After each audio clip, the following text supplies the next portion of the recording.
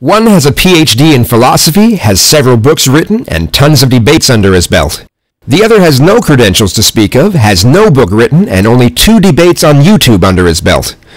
One shall stand, and one shall fall. Who can win this ultimate showdown of ultimate destiny?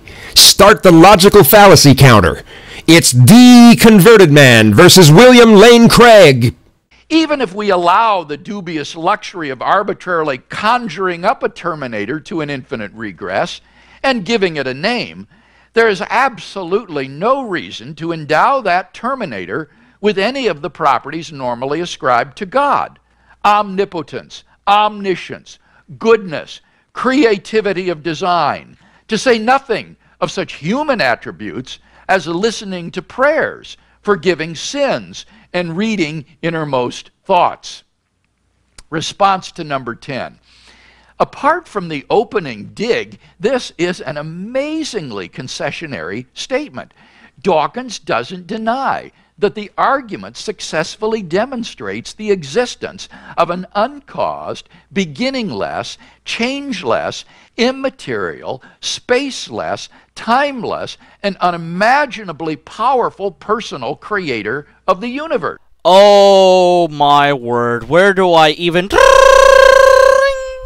Oh my word.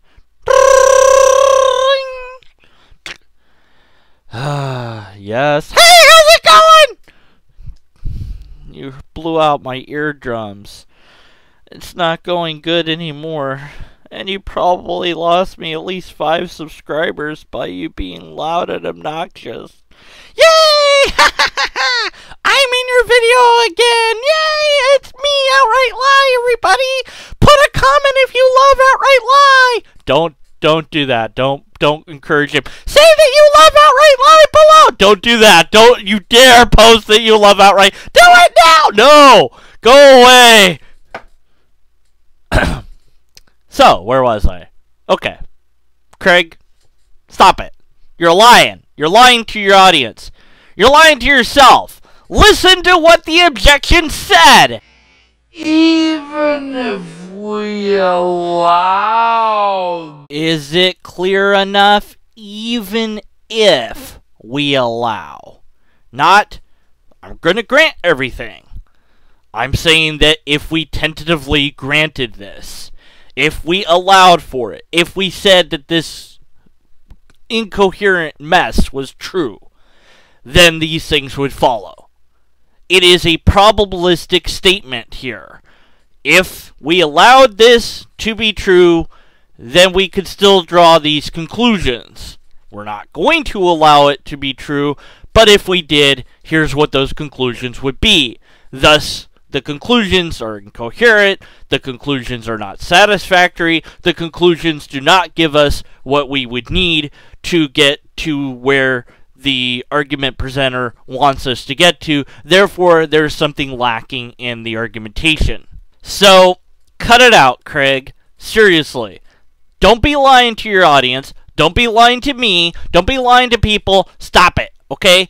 He's not granting everything. He's saying, if we did grant it, here are the things.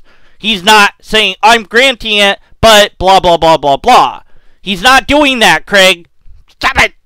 He merely complains that this cause hasn't also been shown to be omnipotent, omniscient, good, creative of design, listening to prayers, forgiving sins, and reading innermost thoughts. So what? The argument doesn't aspire to prove those things. Oh, you're so funny. So what? So what? Come on. Come on. You can't just go, who cares that the argument's not good enough to get to where we want it. Talk about missing the point of just completely and utterly missing the point. I know this isn't a logical fallacy, but really, just how can you miss the point so blatantly? The argument's not good enough. Even if it was valid, it wouldn't be good enough to get us to a specific particular deity, and you just go, oh, so what? It's not meant to do that. Big deal. Woohoo. I don't care. Moving on. No! You know what? You're right. That argument's not good enough.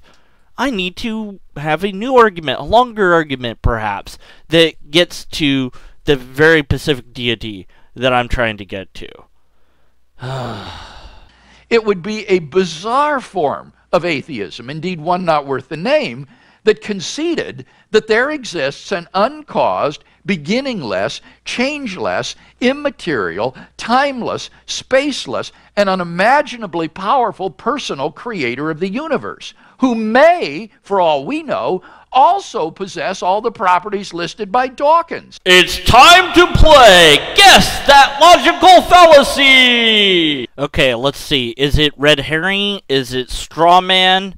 Is it irrelevant? Now, it's not irrelevant because it actually links to the topic.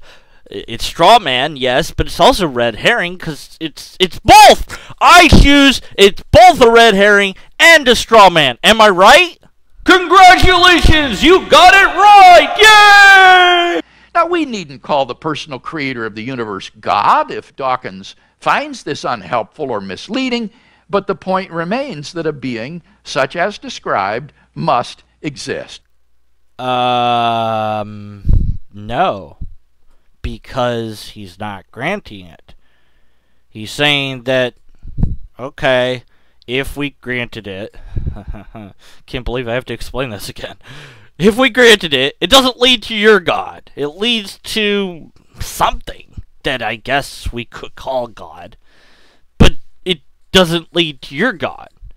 Now, Craig strawmans the entire position and goes off on a little bit of a red herring there to sidetrack us into the idea that, oh, it's a bizarre form of atheism that believes in that deity that isn't God. Well, it wouldn't be atheism. It would be deitism. It would be deitism.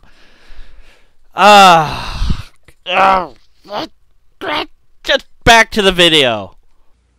So, there you have them, the world's 10 all-time worst. These represent the level of discourse that pervades the internet and YouTube. I think you can see how worthless they are. It's funny that you should say that because now it's time for a review of all of the conclusions. Okay, so I'm going to have the video number, the amount of fallacies, if he objected to the objection, the number of formal fallacies, and whether or not we should object to the objection due to logic. Alright, so the first video, he had 2 to 3. Now you'll see a plus exclamation and question mark.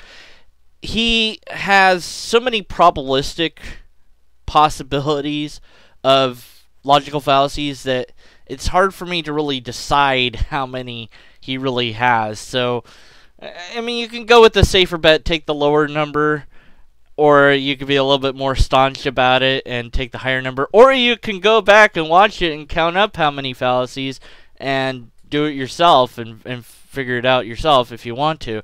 I'm going to call it at 2 to 3 and just leave it as there's a lot of potential fallacies. No, he did not object to the objection. Yes, we should object to the objection. It was an ad hominem. Number 2 had 2 logical fallacies, and no, he didn't object to it. Yes, we should. Now, you'll see an asterisk because it requires an explanation. So, in the video itself, I said we shouldn't object to the objection, but I was basing that on WLC's longer version of the clom that eventually leads to God. If you're just using the standard 2 premises and conclusion clom, then the second video's objection is one that we should object to. It just kind of depends. So that's why there's that asterisk. The third video, again, there's at least 1, if not 2 fallacies. There's a bunch of potential there. No, he didn't say anything about the objection, and no, we shouldn't object to that one. 4, you see 7. No, he didn't address it. There was 1 formal fallacy, and no, we shouldn't object to it. Number 5, he had 7 logical fallacies. He did not address the objection. He has 1 formal fallacy, and yes, with an asterisk. So what's going on with number 5. In that particular instance, the objection relies upon this idea that nothing has properties and that nothing could have caused the universe, etc., etc., etc.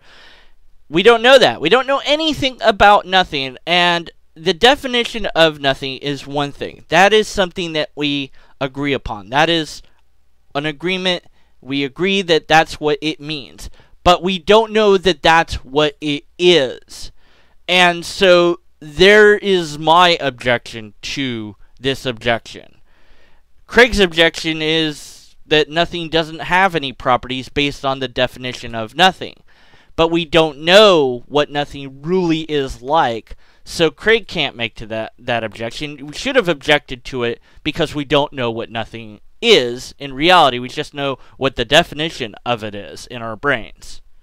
Okay, so number 6, there was 4 logical fallacies. He didn't address it. 1 formal fallacy, and yes, we should object to the objection. In video 7, he had 4 logical fallacies. No, he didn't address it, and no, we shouldn't object to it. Number 8, he had 2 logical fallacies, and finally, he actually, yes, he did object to the objection. Oh my word, it was amazing. Hell froze over, and it also existed for that split moment in time, and then ceased to exist when he screwed it up by producing the logical fallacies and the formal fallacy, and yes, we should object to that objection. Number 9, there's 4 logical fallacies. No, he did not address it, but yes, we should object to it. And finally, number 10 that you're watching right now, he had 3 logical fallacies. No, he didn't object to the objection, and no, we shouldn't object to the objection due to logic.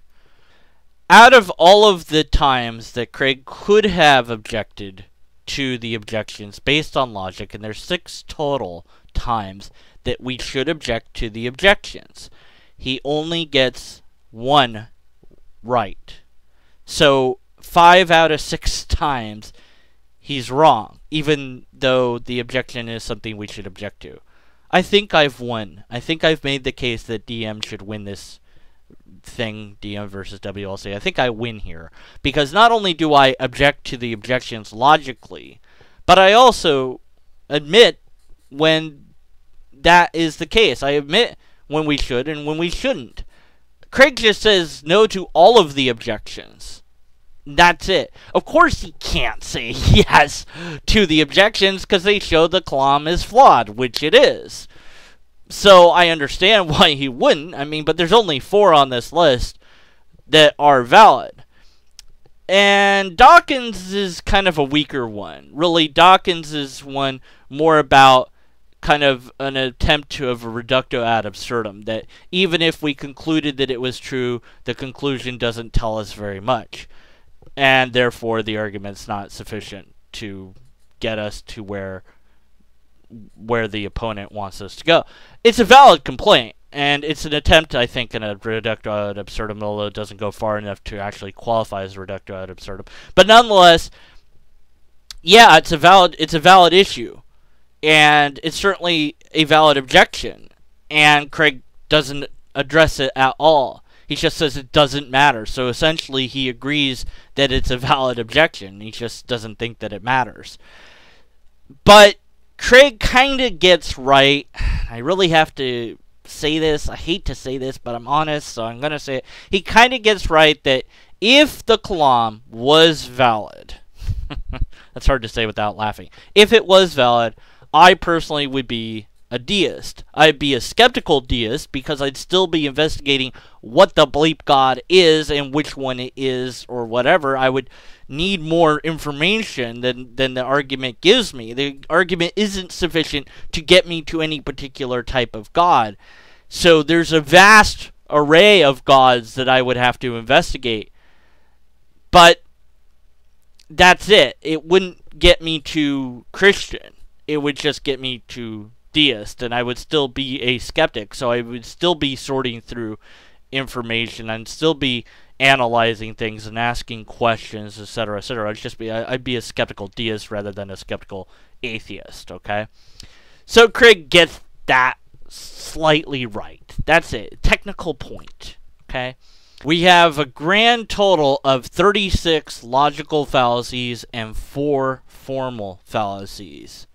I've said this before, but I think I should say it again. A formal fallacy is not a reason to object to the argument. It just shows us the technicality of the person giving the presentation. They screwed up a formal aspect. They screwed up the rules of how argument works. And that sets them at a tactical disadvantage, and sometimes even gives us reason to dismiss their entire claim if they fail to present an argument, for example, which I think offhand is what the most amount of those fallacies happen to be in Craig's case. I'm not telling you which each of these fallacies are, or which each of the formal fallacies are, but that's just from my memory. So you could go listen to it all again and tell me what the right answer is. I'm too lazy to do that, darn it. I've already had to listen to it far too many times in my editing. So at any rate, bottom line, 36 fallacies, 36 reasons to be skeptical of Craig's conclusions. These objections, 6 of them are actually objections that we should object to. 4 of them are not. So those 4 are the ones that we need to look at. And I'm not going to do Dawkins's, because that's not really an objection. It's a building towards a potential objection, so I don't really see fit going into it. So those objections are about equivocation and about natural language problems and also about special knowledge claims, okay? So this finally leads into the long-awaited analysis of the Kalam cosmological argument. Okay, so number 1 is a special knowledge claim. You cannot know about everything. You can't use that word in logic unless you have a really good data sample at your disposal. If you said every human believes X, you better have proof that every human believes X in order to have that argument follow, okay? So you're saying everything has this property. You do not know that. You can only know about the things we have observed. And then there's a half-truth in there. What about the quantum realm? This argument hasn't caught up with modern day physics and kind of ignores them and misrepresents them. So for that reason, you also have some half-truths there. You have some truth, but not all the truth. Moving on. The universe began to exist. And this is a half-truth and natural language problem. There's at least 2 types of the word universe, and the half-truth is in the idea that it began to exist. That's not what our understanding shows us. We cannot speak about the origin of the singularity that expanded into what we call the universe. We don't know if it had an origin or didn't have an origin. So Craig is guessing that it does. So I want to show you an example of what I mean with this natural language problem concerning the word universe. Okay, so the yellow ring is a way to conceptualize everything that we observe about the universe, everything that we know. Anything that's beyond that is not the universe. Then you have this idea that not only is the universe what we can see, but the universe is also everything else that we can't see. So literally the universe is all that there is. Period. So the universe is everything. If the second definition is the one that we're going with, then everything didn't begin to exist. Unless you want to say that everything began to exist. Because everything either has always existed, or it doesn't exist at all, or it began to exist and we don't know its cause, or something else. But everything would also include God. See, this is the problem, is God, for the monotheistic Judeo-Christian God at any rate, is set beyond, quote-unquote, space, time, beyond the universe, in other words, beyond existence, in other words. Just around the bend, here there be dragons. That's where God lives, way over there. And so you can't ever go there physically at any rate. You can never test it, observe it physically. You have to die to experience it. It is beyond the realm of testability. It is a very safe location for a pretend thing to exist, if God is pretend. And yes, I am indicating that I think God is indeed pretend. If we're using the first version of universe, then the best we can do is talk about all the way back until it was that tiny, tiny dot of the singularity. And we can't say anything more about it yet. Well, that singularity, how did that come to be? I don't know. Don't know, man. Here again we have this I don't know replaced by aha! It had to have had a cause. You don't even know. You don't know that it began to exist. You don't know that it just might have popped into being for no reason at all. That might be the case. And you don't know, and I don't know, and we don't know, and that's the honest truth. And so then the conclusion just doesn't follow. It's a non sequitur. We don't know that the universe has a cause, and we don't even know what he means by the word universe. And so even if we did know which one of these two universes we were talking about, we still don't know that it had a cause. We still don't even know if it had a beginning, nor do we know that things that have a beginning always have a cause. So at no point in this argumentation scheme can we agree with this argument.